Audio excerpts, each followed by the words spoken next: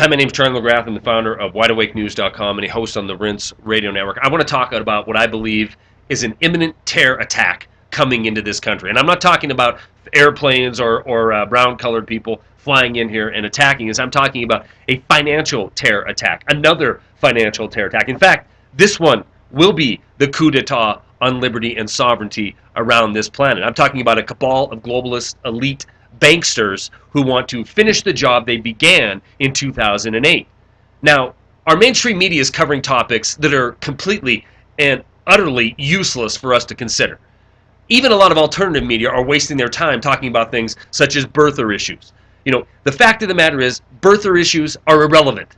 The president is the president. He's not going anywhere.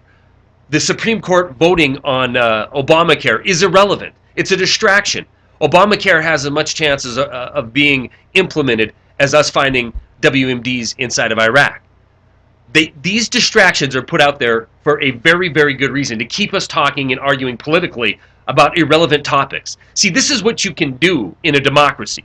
You can talk about things that are meaningless. You can debate and vote and argue and fight back and forth about topics that are meaningless. But the real important things, like who you will invade and who will be murdered in your name and your financial future and sovereignty, those decisions are not left to you.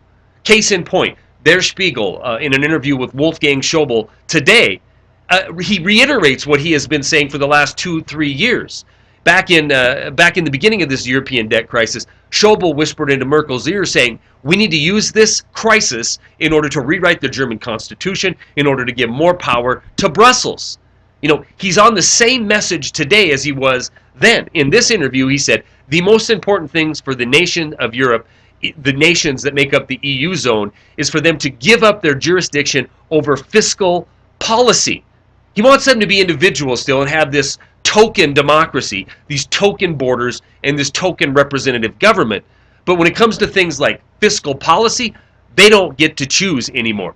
They want to consolidate this power and give it to Brussels. And let's not make any mistake about it.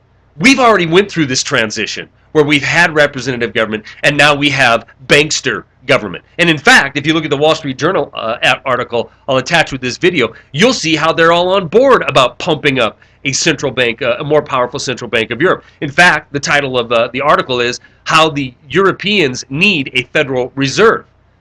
This is an all-out assault on financial liberty and financial sovereignty.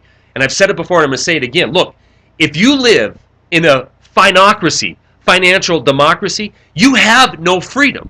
You have no decision over the important issues of your life.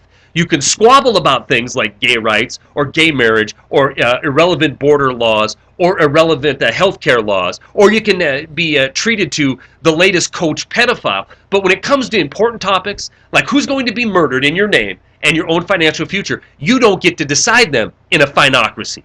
And this is what we're marching this planet towards. We've already done it in the United States. There is no representative government here. We have an elite crew of banksters who write the laws that govern this country that benefit them and them alone, and we have an imminent financial terror attack about to be unleashed on this world that will make 2008 look like a walk in the park in order to devastate representative government inside of Europe. Hold on. This isn't a prediction. This is a fact. They have been telling us for years this is what they're going to do, and they're about to unleash this nightmare onto this planet. Stories are attached. That's all I got.